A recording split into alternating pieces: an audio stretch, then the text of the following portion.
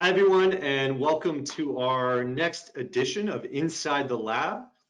Your chance to, talk to some of my friends and colleagues at Phenomenex who are specifically our experts in a given area, whether it's an application in industry or maybe even a technique.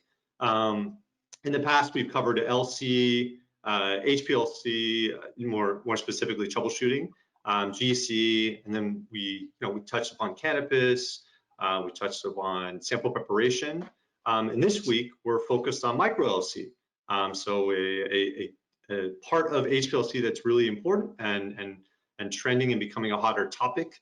I'm going to go through the logistics a little bit later on how you can ask questions and how this process will work. But let's get to our our panelists so you have an idea of who you're talking to today and why I think they're so wonderful. So with me today, I have Jason from our product management team, Roxana from our application team, and Sergio from our business development team. And luckily, Sergio is actually calling in from Europe. So we're kind of mixing things up on where people are in terms of our locations, trying to keep people out of the cars, as we've seen in past shows. So we're going to let each of our panelists introduce themselves. And then we'll jump into how today will work and a little bit more. So, Jason, you want to tell us a little bit about your background? Sure. My name is Jason Onsbach. I've been with Phenomenex for 15 years now. For my first 14 years, I was in the R&D department in charge of column hardware and column packing. I've recently moved into the product management role I'm now the global product manager for HPLC. And micro and nano chromatography is near and dear to my heart because that's where I began my career almost 20 years ago. And yes, you can see the gray. Doing UHPLC in capillary and nano columns, and I've slowly moved into analytical columns, and now I've moved back into micro and nano. Awesome. Thank you, Jason. Roxana. Oh, hi, everyone. I'm Roxana Egostenrengo. I'm an application scientist here at Phenomenex, and I've been here for almost a year, so not too long. I'm very happy to be here, and my background is mostly in proteomics, and I've been doing for the last years a lot of micro and also nano LC-MS, and yeah, very happy to be here. Hopefully we can answer all your questions. Thank you, Roxana. And Sergio. Yeah, hello everybody. My name is Sergio Wazzotti. I'm very new with the company. Today is my day 13, so very new. Very excited to be on board with Phenomenex. Prior to joining Phenomenex, I was with Thermo Fisher Scientific for 13 years. Mostly in the 11 years, sorry, mostly in the US. The last year I was in Europe. I did my education in the US, my PhD and so on, the University of California, so in the Los Angeles area and San Diego area. So I'm very excited to be here and see how this goes, and I'm talking to all of you, I guess, virtually. Yeah. Perfect. Well, thank you all. And on my side, my name is Simon Lomas. I've been with Phenomenex somewhere between 15 and 16 years, different roles, and currently the product manager on the marketing side. Running a team that puts out quite a bit of the content that you see in front of you for the products that we commercialize. So pretty excited to be here with these three amazing experts. As always, I like to start off this little interaction just to give you a tidbit about my son. He's 11 months. In the past, I've said he sounds like a pterodactyl, a hyena. But being a new dad, it's interesting because you're not aware of these things that happen. And in the past, I used to think that diapers were poop collectors, and only until I became a new dad that found out they are poop deflectors. They do not work in the way that you think they do. They just redirect poop up people's backs and otherwise. And so, yeah, being a new dad is kind of a... Maybe you just need new diapers. I think you're right, Roxana. Or maybe it's me. Maybe I'm the one who's putting them on backwards or upside down or something. Inside out, who knows? But okay, a little bit of levity, but Here's how today's going to work. So basically, any questions you have on the topic of micro LC, don't hesitate, throw them into the chat box. They'll come straight to me, and we're going to, shuttle them out to our panelists, and they're going to cover everything that they know about that particular subject, hopefully being able to answer, and we'll go through it. We're going to touch upon some pre-questions that we received from customers. We're around general micro LC to start, and then method optimization, and maybe some past concerns and things that customers have told us that will come up in technical questions or otherwise. And then we'll also touch upon selectivities, how important that is, across columns as well as traps. So feel free, throw in those questions. Cool. Okay. Looks like we'll kind of get started. I got a few, but just to set the stage, Jason, Roxanne, and Sergio. Jason, if you could start with this one, and then Roxanne and Sergio, if you jump in, with your thoughts. In terms of somebody who's just starting out with micro LC and has an experience with analytical LC, what are some common changes, things that they need to keep aware of and think of when starting off? The biggest thing is you can't see the problem. When something leaks, the flow rate is so low, it will take several hours in order for you to actually see it. So don't trust your eyes, because that's not going to show you the problem. You gotta trust your instincts and know, when you see retention time drifts, when you see back pressure ripples, these things are important. They were important in analytical LC, but they're more important in micro LC because they're your diagnostic tools. Your eyes are not going to help you. Sounds good. There are ways in which you can actually see the flow, right? But I think you have to get used to it and know tricks on how to kind of get there. The one thing is for sure, don't think it's gonna be easy to do, right? The transfer from analytical to the actual micro. The whole system needs to be different. Your capillaries need to be different, right, Jason? No. But I would say on the positive side, you have several benefits that we will be talking throughout the conversation today. And also, if you were to think about moving from analytical to nano, then there is even more exacerbated what we're talking about. So micro, I think, is a very nice compromise between some of the advantages, like sensitivity and throughput. Okay, so it doesn't have the sensitivity maybe as nano, but it could be sometimes comparable depending on how you run and what you run. But you can get better throughput, and it's a little easier than nano. So yes, it's more complicated than analytical, but it's easier than nano. So that's what it's a nice spot. It's a nice sweet spot to be in. Yeah. Thank you for being positive here. Yes, you're right. That's right. We want to bring it back and stay in that realm. Cool. Okay. Looks like kind of along the same line. So Roxana, maybe I'll throw this one your way. What are some few critical differences, or like things you've encountered that are pitfalls between method development in the micro LC format?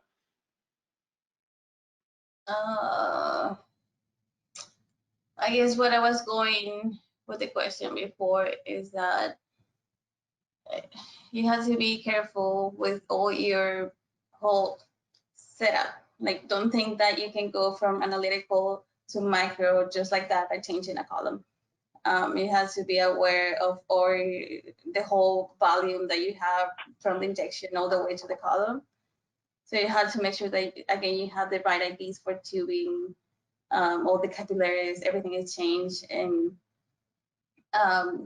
that's one of the main things. And also you need to have a system that can handle the pressure too, because going from the analytical again to micro or even nano, your pressure, because of the smaller IDs, right, of the columns, your pressure will be higher too. So you need to account for that. Your flow rates will be different, totally different. Your gradients might be a little bit longer. What else do you want to know? No, but I think you touched on a very important point, which is when you are thinking of micro, you're working on micro, the impact of the extra column volumes is really significant. Obviously, for all type of chromatography, it is important, and we know that.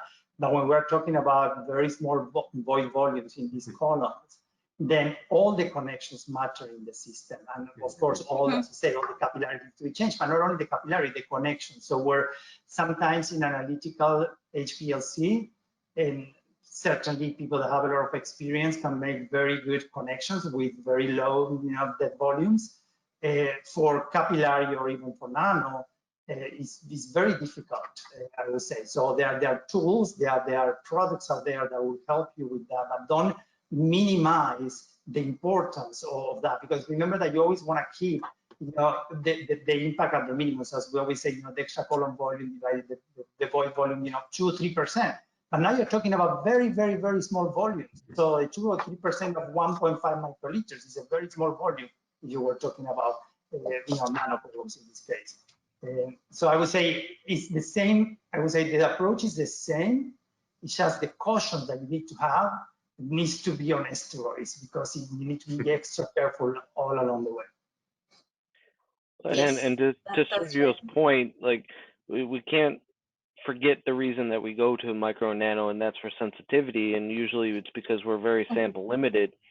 But we're usually sample limited in terms of mass, not in terms of volume. It's not uncommon to be injecting 20 microliters on a very, very small ID column, like a micro column.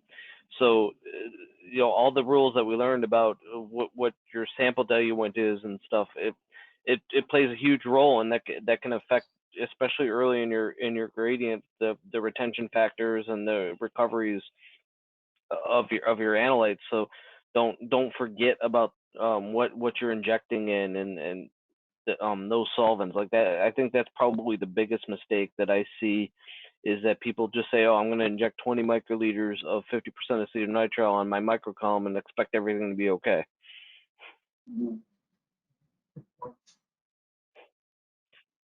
Also, I think the cleanliness of your sample also matters more when you're going to micro, because of the smaller IDs. Also, your column might tend to clog more easily, and so you have to make sure, try to get cleaner samples. Yeah, and supplement. I think there might be some questions supplement with some traps and things like that. So probably there are going to be more people interested in that area, I imagine. But certainly, it's yeah. And actually, Sergio, you hit upon I think one of the other questions that came up right now. So maybe we'll kind of touch on that if you want to jump into this. Should I use a trap in front of my micro LC column, which is kind of exactly what you were just mentioning, and then does that really offer enough protection? Yeah, I can say some generic, and maybe Roxana, with all the experience she has, and Jason can go more details. But I would say, in general, there are several benefits that you could have on a trap. So when we think about a trap, and there are different ways of using a trap, in this system. But think about it from the most basic. You are running a very low flow rate, correct? Okay, compared to analytics. So you're running a lower flow rate. So let's say that now you need to inject this sample. So you're going to have a delay volume because of the sample loop that you have. So sometimes you can work with some intelligent flows systems that can accelerate that with another pump. Or if you use a trap, you can send the sample first to the trap. So then when the sample goes to your analytical column, that part of the delay volume from the sample loop, it doesn't have to be taken into consideration, which helps also with the throughput. But in terms of the sample, we were talking samples being complex, maybe you have lyses or things like that, digestions and things like that. So in those cases, having the trap also can help you for sample cleanup and removing some of the salts. And then you can play. You can play depending on the type of samples that you have. If you want to do the forward flash illusion or or back illusion, both of them have pros and cons. I would say in generic terms, Roxana can speak hours probably about it. But I would say kind of in name terms, in generic terms, I would say in the forward flash illusion, I think one of the good things is the trap acts as a guard column. We talk about guard columns in analytical HPLC. So I think in this case, the trap can act as a guard column in that sense. I think you need to be careful, of what you have in the trap and what is your sample, because it depends on what peptides you have. If you have a reverse phase and you have, very hydrophilic peptides, that might not be the best thing to do, that way at least for those peptides. So many times you don't see that much of a difference from a chromatographic perspective when you're doing the forward, but you have disadvantages that we'll talk about, okay? So in terms of the throughput, this aspect. In the backwards, I think sometimes, and Roxana, you have experience, so you can talk, I think the peaks sometimes look a little bit better experimentally. My concern in general is what happens if you have some particular matter that then you are back flashing and sending to your analytical column. So for me, usually that is a little bit of a concern. But experimentally, I think the peaks sometimes look a little bit better. But I would say kind of in general, those are kind of the perspectives. But yes, I think it's a good idea to use either a trap or a guard. I will let Roxana and Jason go a little bit beyond my generic comments. Yeah, I think traps are great for kind of cleaning your sample. Of course, it's not gonna clean it 100%, but like you mentioned, you can get rid of some salts that are there and other impurities before it actually goes to your column. So that will increase your column lifetime, and it can, besides the cleanliness, you can also concentrate your sample, right? But correct. That's important. Yeah. So like EXO was saying, if you want to inject more volume, not more volume, but I mean, you can inject more volume and concentrate it in your trap. Going back to the cleanliness of the sample, besides the trapping, we also have to remember to have like a wash step of higher organic if you're doing reverse phase during the run. But from my experience, at least with our traps, they are very helpful if you have, for example, like a complex matrix, like blood or something like that, like plasma. It might help you clean out a little bit your sample and get better recovery of your peptides, if that makes sense, or compounds, whatever you have in there, your sample.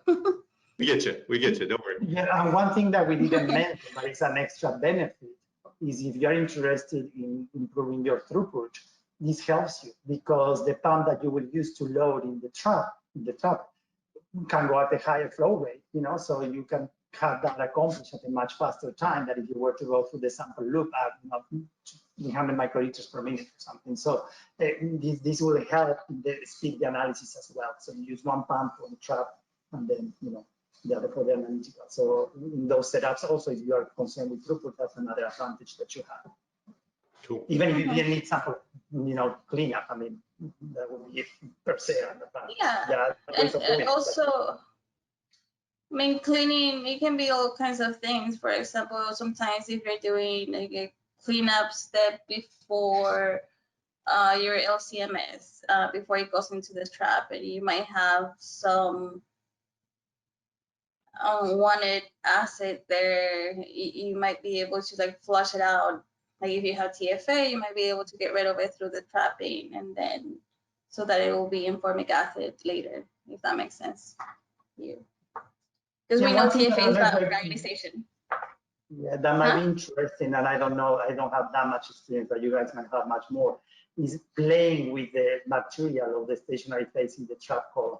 Like you have generic recommendations on that for the people. I mean, a lot of people, some generic reverse phase, but I mean, what tricks could you do if you wanted to be a little bit more creative? What was the question? What phase will you use it? Yeah, it's changing, playing with the stationary phase in the trap point. So using something different. Yeah, do they have to be, like typically in analytical, right, we always say the guard needs to match the column. But like to Sergio's point, I think I've heard that mixing it up, you have that ability to alter the selectivity. It's a good thing. It's a trap, not a guard. So like that's the biggest lesson that people need to think about is that in analytical, yes, you want to match the guard chemistry to the to the column chemistry, but in trap and elute, most of the time that's not the right strategy. In general,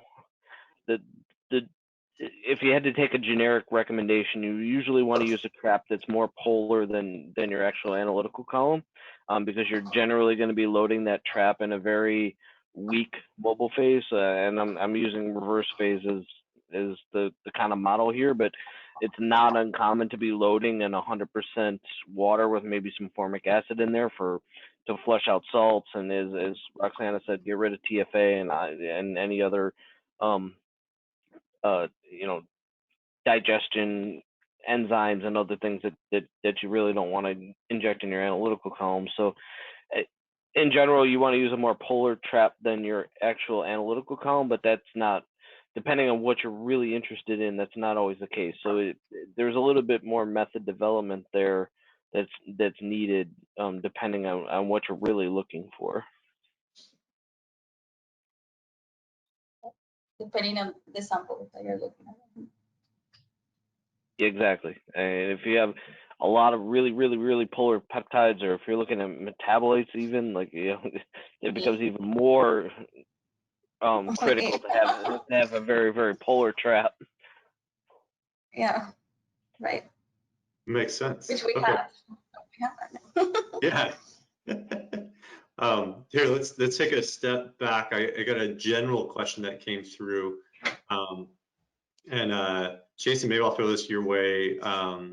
What's some of the best ways in terms of the connection of our micro to like an AQD system? It's a good question. It depends on whether you're doing column preheating or not, but as I think both Sergio and Roxana said, like the connections that you need to do on a microsystem are very, very important. Any little dead volumes or leaks or whatever can cause huge problems. We have these connectors called security links, which are kind of interesting in the fact that they don't seal on a ferrule, they seal on the tip, and they have a built-in torque limiting system. So when you get to the right finger tightness, that's great. It clicks. Because my finger tight is very different than probably Roxana's finger tight, which is probably very different than Sergio's finger tight. So anytime you I really like those. anytime you say finger tight, like, well, what does that really mean? So these connectors are very nice in the fact that they click and they say, look, you're done. That's tight. So it's supposed to be 1/4 of an inch the first time, I think, and 1/8 later, but it never works that way. So you're right. That's kind of a nice system. Yeah, especially if you don't need to have like a mobile phase preheater. That's when you run into trouble. But in micro in general, you don't really usually need mobile phase preheaters because the flow rate's so small and the volumes are so small that the heating is much more efficient. Whereas in analytical, it's very common to have a mobile phase preheater because the flow rates are so high and the volumes are so big that you actually need to heat the mobile phase up before it hits the column. But micro and nano, you don't really need that. So because of the criticality of the connections and everything else, like that's a really good system to use.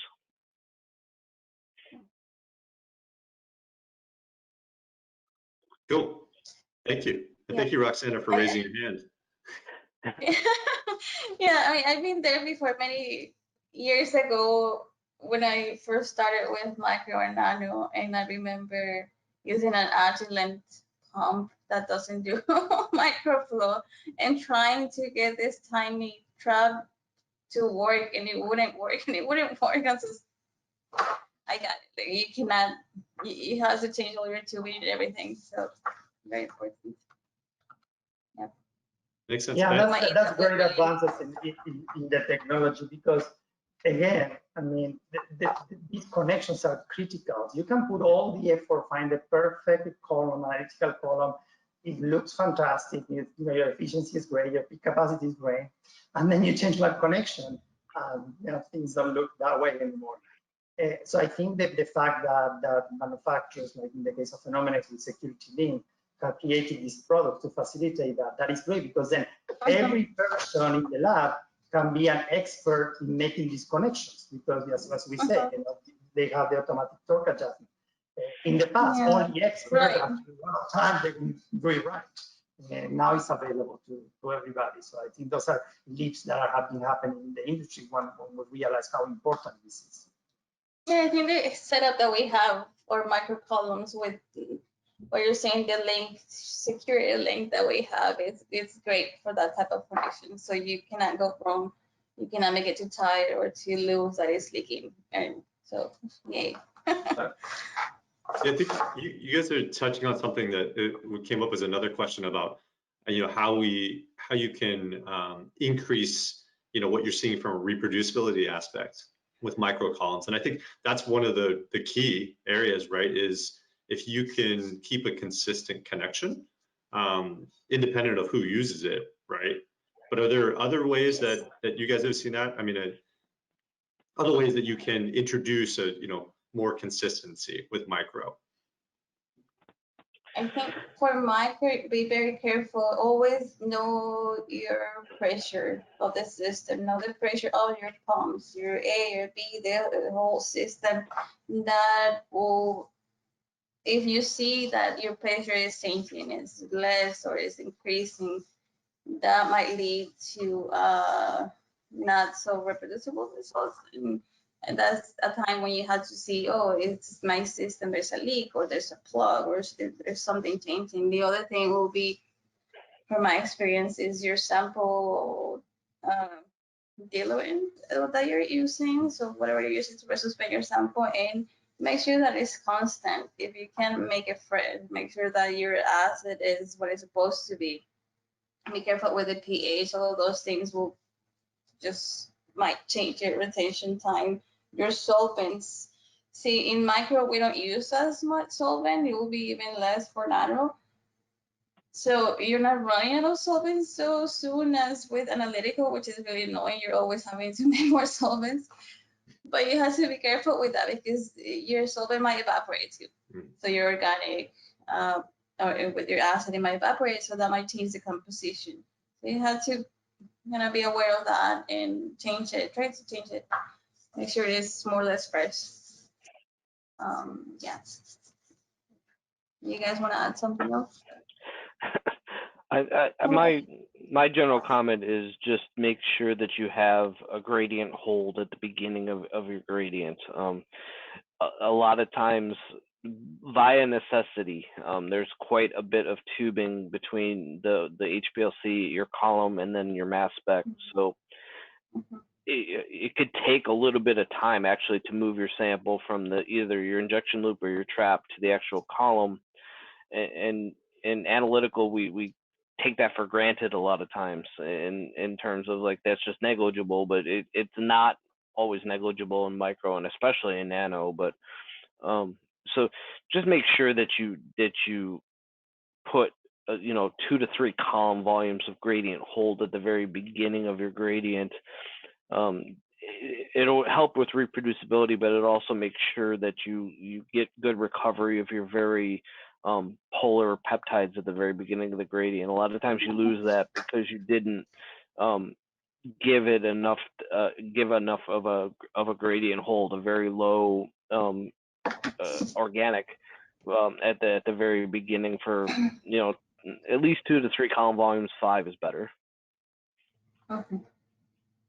Also, I'll say the same thing for your re-equilibration step, right, before going to another injection. Right? very true.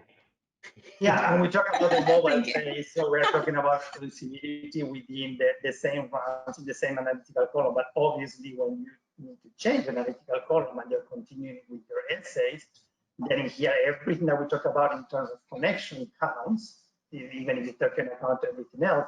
And of course, the batch-to-batch reproducibility of your column.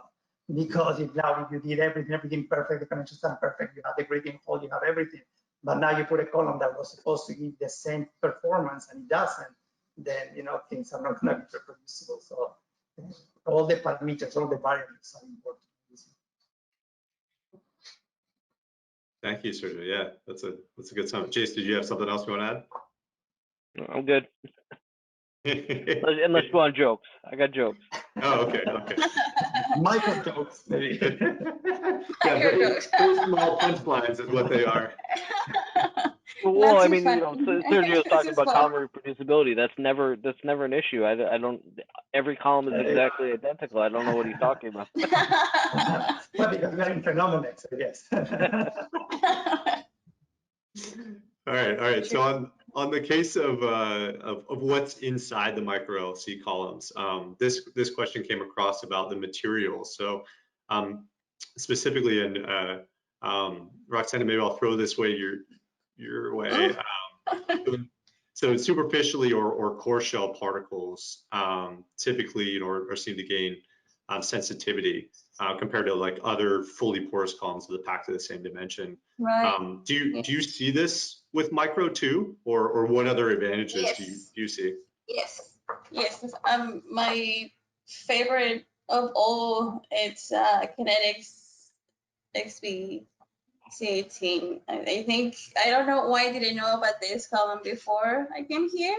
It's amazing because before with nano, even worse, I always struggle with having sharp peaks, higher intensity, better resolution, and pressure. It was always a problem. Like, it has to have really high pressures, and ended up hitting my column like 60 degrees, and yeah. So now, like, this is great. I think your pressure is not gonna be as high as if you have like you said, do you guys agree? Am I making sense about this column? It's really great. We had it for how many years? 10 years? No, The media? No? Well, we've had the media for quite a while, but the application in micro is relatively new. It's only about 2 years old now, and Okay. we've had core shell materials. They came onto the market around 2009, and we've seen an analytical over and over again. There's about 150, if not 200, publications on the subject that show that when you move from a fully porous to a superficially porous, a particle of the same diameter, that you basically double your efficiency. So you cut your peak width in about half. And the same principle applies in micro as it does in analytical, but the real benefit in micro is not just the sensitivity gains, because that's what you were after in the first place. That's why you went to micro versus analytical, is that you needed the sensitivity. But when you start to go to columns that are smaller in ID, they plug up easier. We had a lot of discussions about traps and other things like to try and keep columns from plugging. But if you already start with a lower back pressure, so you get half the peak width of a or the same peak width as a sub 2 micron, but you get it at half or a third of the back pressure, you don't have these plugging problems that you do with sub 2 micron materials. So in micro, it's a huge benefit to be able to get the narrow peak width, the higher sensitivity, but not have to pay a back pressure price in order to get there. Yeah, exactly. Because if you remember, when you think about these core shells, I mean, if you remember Van Dimter, I mean, you really are, improving the mass transfer coefficient in the stationary phase. So, but as Jason was saying, the pressure goes up as the diameter, inversely, the diameter of the particle to the square. So it's a very high price that you pay on the pressure. So this particle give you practically the same efficiency, suppose at 2.6 micron as a sub 2, but you pay less price on the pressure, which has the benefits that Jason described in terms of the sample plugging, but also another benefit. If you wanted, you could go faster in your flow rate as well, because it's not, I mean, the curve is not flat, obviously. You're going to sacrifice some efficiency, but maybe not as much. So you might increase your throughput, and you have some pressure to work with. You're not, sometimes, you might be limited by your system in terms of the pressure. Here, you have much more freedom to play with that as well. So I also love the core shells. I'm with you guys. I think they're great. Yes, we love it. Music to my ears.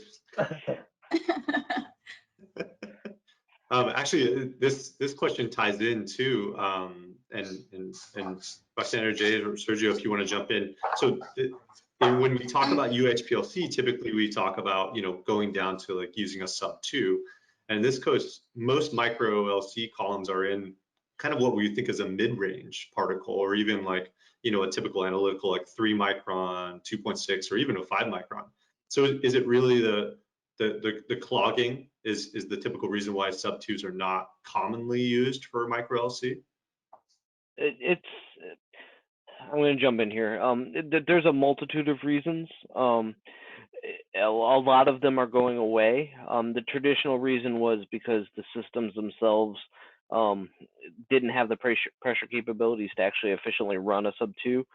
That is becoming less and less of a problem. Most of the modern micro LC systems can go to 10,000, if not 15,000 PSI, so that's really not an issue anymore. But the second issue, and probably the more important issue, has to do with extra column dead volume. And we've talked a lot about connections and things like this. You can have the narrowest peaks that you want inside of the column, but if you can't actually get that to the detector unimpeded, it doesn't do you any good. And so, having 100 miles of tubing and poor connections and other things meant that you were basically wasting your time and wasting your instrument pressure when you could have been getting after throughput, as Sergio said, with that pressure, by going to. So these problems are, as the instrument manufacturers and then us as column manufacturers and connection manufacturers are getting much better, and the technology is getting much better. We're able to achieve the same things in micro that we're able to achieve in analytical, whereas even as much as 5 years ago, that probably wasn't the case as commonly. Cool. Thank you. Sergio, I'm going to throw this one your way. Looks like a customer said that they typically obviously involved with proteomics, but they're interested to know if there's other emerging areas, other applications that are now adopting micro LC. Kind of where's that trend going? Good, yeah, so let's talk about proteomics first for a second here, and then we talk about the others. In proteomics, I think there's something very interesting happening, to be honest. When you look back, 20 years ago or so, when Matthias Mann started, with the nanoelectric spray and so on, and that continues today in terms of a lot of the research is being done in terms of protein identification, okay? So really they're trying to have these very long runs, try to identify as many proteins, peptides as possible. But certainly that's with nanoflow, okay? So with nano, all the difficulties that we mentioned. What is happening is also there is a trend now, of course, now we identify a lot of quantification. When we look at quantification in particular, we see that in proteomics itself, micro is starting to play a more relevant role. Why? Because you can get some of the similar sensitivity or comparable sensitivity, I would say, many times as nano, okay, although nano it is more sensitive, but depends on how you work it. You might get some comparable sensitivity, but then you can get better throughput, and because of everything that we mentioned, it's easier to use. So I would say in proteomics, yes, nano dominates, but you start seeing some on the micro side. With that said, you see micro in other applications. We talk about beyond proteomics. You see in clinical forensic toxicology, for example, in bioanalytical, in pharma. So you see in those applications where people see these benefits in terms of when they have limited sample capacity or availability, when they want people that are very conscious in terms of the amount of money that is being spent on mobile phases, okay, on the solvents. And it's not just the cost of the mobile phase. Because I remember when I was in the University of California, for us it was more expensive to take care of the mixed waste than to buy. So acetylnitride was cheaper than then after it went through the HPLC to dispose of the solvent. That was many years ago. I don't know how the prices are today, but certainly the solvent saving and the waste management is an advantage as well. And when you look at now, I think in all this context, we need to think about micro CMS and nano CMS. So when you are combining these, you have the advantages now of not only not diluting the sample as much, because if you keep the linear velocity, you use lower flows, but of course the sample capacity is lower in this column, so but still you can have some advantage. But you have advantage on the electrospray side. Okay, you have much efficient electrospray, so you can get gains in sensitivity. Depends on what type of molecules and everything. If it's micro nano, but let's say between 2 and 50, you could get that. So the industry is seeing that not only in the proteomics, as we talk about, but you see in many of the other applications as well, where all these factors are becoming relevant. So I would say, to summarize, pharma, clinical, and the omics, proteomics, metabolomics, are some of the main markets that are seeing this adoption. But I would like probably Jason and Roxana to elaborate a little bit more. Lately, I'm not so familiar with it, but lately I've seen that science has applications on this for oligonucleotides. They had been starting to use microflow. Have you heard of this? Yes. Yeah? Yes. Well, and then I'm going to speak from a very lazy lab person perspective. Disposing and the cost of the solvents is one thing. Having to make them up is another thing. So if you can make up a liter of buffer and have it last for 2-3 weeks as opposed to 2-3 days, like that just. Yes. Yeah. I'm lazy too. Yes, I agree. I'm with you. But that's when we started today the conversation. When we talk about micro LCMS being kind of in a sweet spot, I truly believe that, because it has a lot of the benefits, but it's less complicated, it's easier to use. So I think it's a very good spot to be in micro. So that's what I think you see this increase in the usage. Perfect. Thank you all. Well, let's jump into some questions I got around method development, optimization, and selectivity.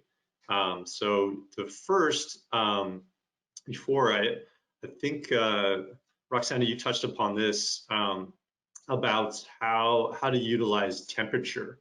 It's not as easy as with analytical, right, in terms of the effect, but how have you used temperature to kind of adjust your methods or control the method?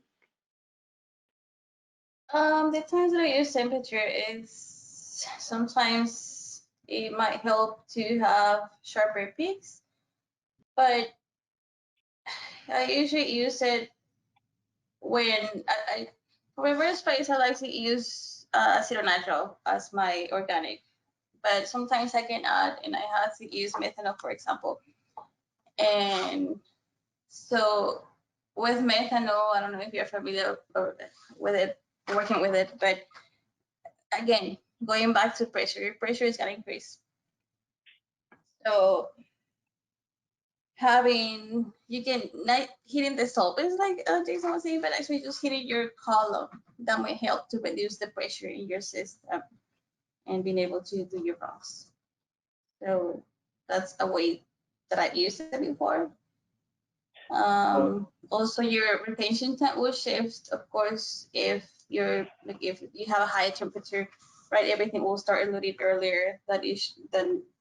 So you can kind of change that too if you need to. Someone wanted to say something? Well, I was just going to address the 100,000-pound elephant in the room, in the fact that usually, or not usually, but it's very common when you're doing micro LC that you're dealing with biological samples, and acetonitrile is a crappy solvent for biological samples. It just is. So as you mentioned, Roxana, like it's not uncommon to use methanol. It's also not uncommon to use isopropanol, and the viscosity issues that you deal with isopropanol is even worse than it is with methanol. Yeah. So in order to combat that, like a lot of times you do employ temperature to reduce the viscosity of your and lower your back pressure, because you do, it's not a bad idea sometimes to put isopropanol or methanol in your mobile phase, because a lot of samples will crash out of solution on column if you just use acetonitrile as your organic. Perfect.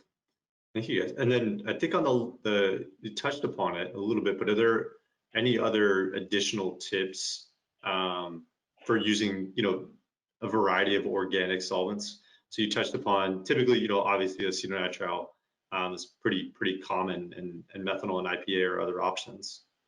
Well, if this is one tip that I like to give people is, in analytical, a lot of times we go to 100% acetonitrile and we consider that a column wash, right? Like, I'm going to wash everything off my column if I do 100% acetonitrile. It doesn't matter whether it's micro, nano, analytical, or even prep. When you're dealing with biological samples, again, acetonitrile is not the greatest solvent for a lot of biological samples. So using a mixture of isopropanol and water and acid as your wash solvent is much more effective than you doing 100% acetonitrile at the end of your gradient. So having blanks of 50-50 IPA with water, acid, in between runs from time to time is a much more effective column cleanup than running 100% acetonitrile at the end of your gradient. In fact, I would caution people, if you're doing truly biologics, I would caution people going above 60% acetonitrile, because that's when a lot of biological things crash out of solution.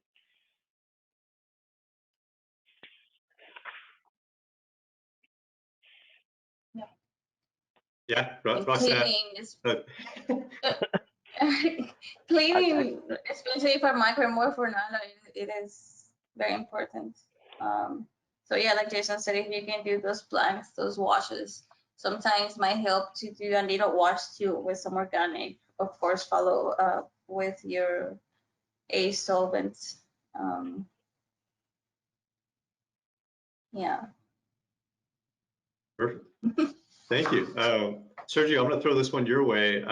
There was a question about when somebody's looking at kind of an initial method, and there's multiple IDs available, typically like a 0.5 or a 0.3. What would be kind of the reasoning to start with one or the other, or some tips? I would be maybe a generic comment, and then I would have Roxana is the one to give more. But I would think if the question is if you start with a 0.5 or a 0.3, I think it depends on what your ultimate goal is. If you're going to be looking at throughput, or if you're going to be looking at sensitivity at the end, because try to go in the same direction. So don't go from a 0.5 to a 0.3 if your main goal was the throughput. You know what I mean? So that's what you're looking for. And if you started with a 0.3 and you were right there on the sensitivity that exactly you needed, then when you go to the 0.5, maybe you're going to suffer a little bit. So I think it depends on what your ultimate goal is, where you could start. You can always scale up, you can always scale down, as long as you keep the parameters, you correct the gradient times, obviously, all the factors that you keep the linear velocity the same, and so on. So you can always scale up or down. But I think you might feel a little bit frustrated if you didn't take into consideration what was your ultimate goal in the beginning. I would say that from a generic perspective, but obviously Roxana can give more practical pointers. Yeah, no, I agree. If you are sample limited, you might, for the sensitivity, right, you want to go to the lower ID as opposed to the higher. Yeah, you're right. Yeah, in terms of flow rate or solvents, I don't see a big difference. I think the main thing will be your sensitivity and the amount of sample, again, that you're dealing with. Gotcha. Thank you. And on that note, that's another good segue in terms of, and Roxanne, if you want to jump into this, loadability. So what like concerns, you know, or things you've seen, and then how do you kind of counter those? I've seen for some reason people sometimes in proteomics, as they say, think that loading more is better with micro and nano, and you'll see not in terms of value, but in terms of amounts. And, oh, my signal is gonna increase. I'm gonna have higher sensitivity because I have more samples. And that's not always the case. You have to be careful not to overload your column, because you might end up with bad chromatography, and in case of CMS with lower detection of your compounds. So be careful with that. Jason, do you want to say something about this? Well, I mean, I know. the whole reason that we go to smaller ID columns is to increase ionization efficiency, right? Because your sample competes with the mobile phase for, you know, getting ionization and getting into the gas phase and ultimately getting into your mass spec. And as Roxana kind of said, like if you're overloading your column, there's only so much ionization that's going to happen, right? And if you have too much sample, and especially if you have bad chromatography and you have things co-eluting, then the mass spec has to work extra hard, right? So there is a sweet spot in terms of loading in micro and nano, just like there is with analytical. So as Roxana said, there's a tendency to just say, I'm going to inject my entire sample onto this run, and that's going to give me better sensitivity. But there is the law of diminishing returns if you start injecting too much. Yeah, it has to remember, again, if you're just familiar with the analytical, it's a big difference, right? And going from micro to analytical, you might need how many times more, Jason? Like 200 times more sample if you go from micro to analytical. Let's say if you go from like a 0.3 to a 2.1 millimeter column. It's about so 200. You don't need as much sample. You can have much less and have better sensitivity.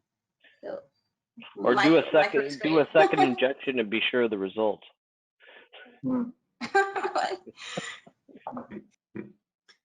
Cool. Thank you guys. Okay, that's a good point. Because it's not only about the sample availability, but maybe you have limited sample, but not as limited. And as Jason mentioned, take that into advantage to take more, replicates. So, good point. I'm going to mix this one up. So Sergio, I'm going to send this one your way, and then it's going to be a two-part. And Jason and Roxana, you can follow up. So basically, Sergio, from all the customers that you've talked to, that are doing micro LC, what's kind of the go-to type of stationary phase or selectivity they start with? And then Jason and Roxana, from your personal perspective, what do you both like to kind of start with from a trap and phase perspective? Well, I think in micro, given the applications that we refer to, a very common stationary phase will be with C18.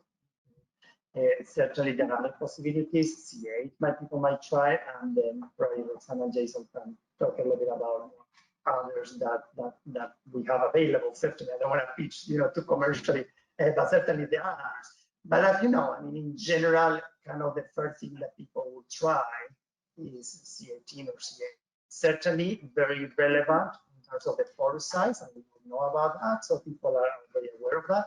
So because of the type of applications that we're talking about, for those, it will be the same. Now, if you move to something very different, you're working on nucleotides, you're talking about something different, there, of course, people know they will try something different.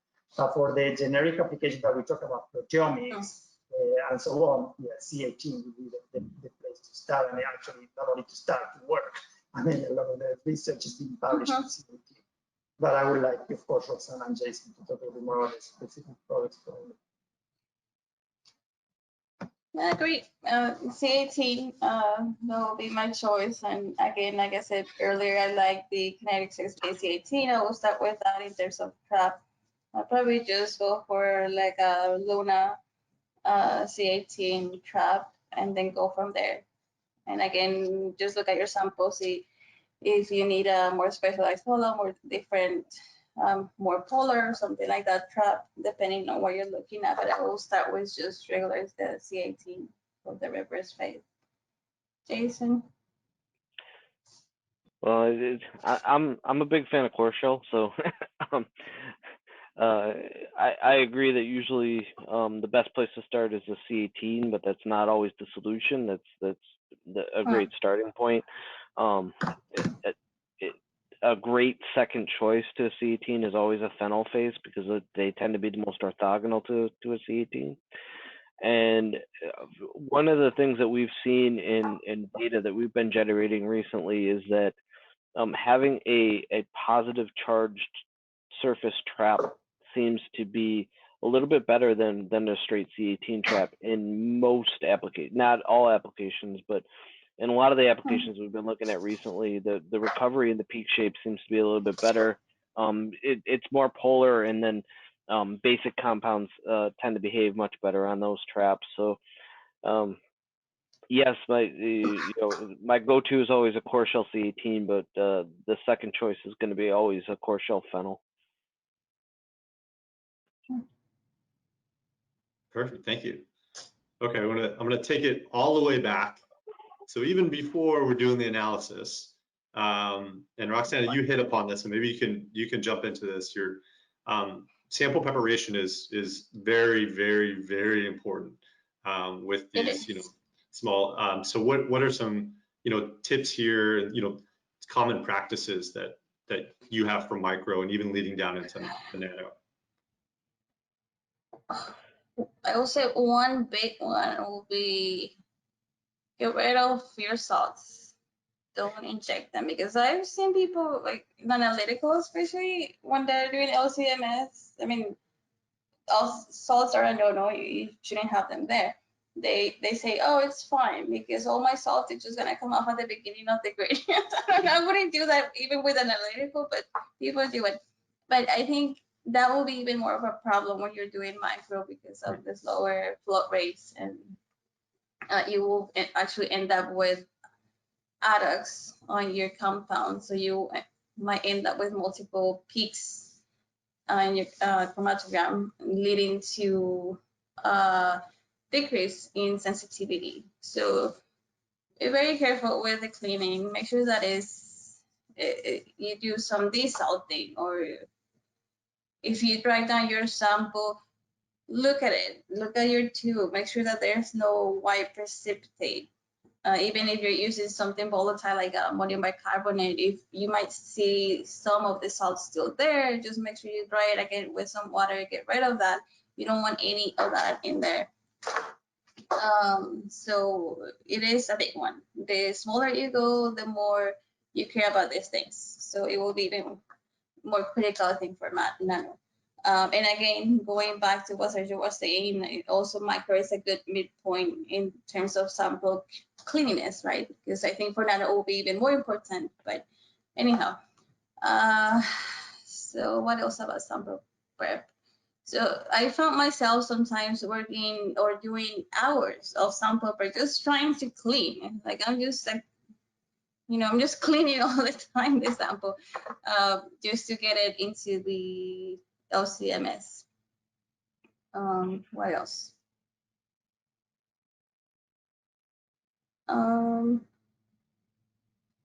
Can think of right now besides the cleaning, desalting. It depends on also what type of sample you're using, right? You might have to do a C18 desalting. You might have to do Helix.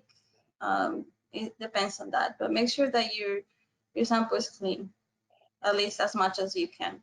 And also remember, you can use the trap to clean a little bit of your sample.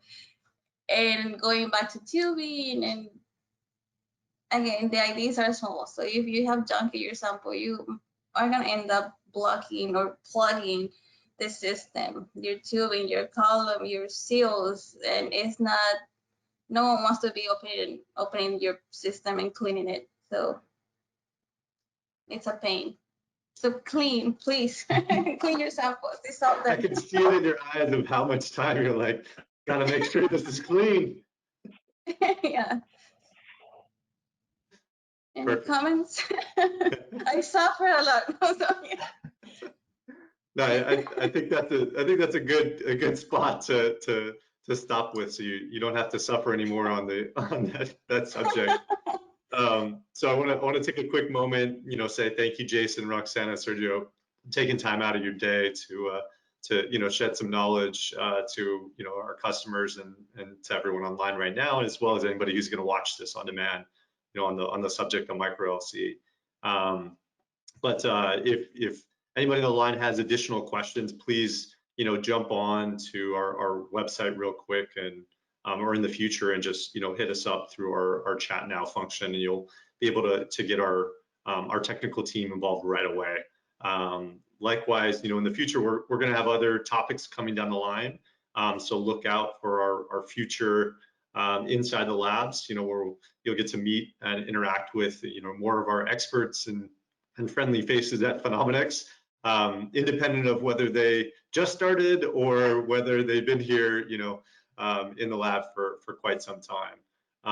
So thank you again, everybody, for joining, and I hope you have a healthy rest of the day. And as always, stay curious about chromatography. So thank you very much, and goodbye. Thank you. Thank you, everybody.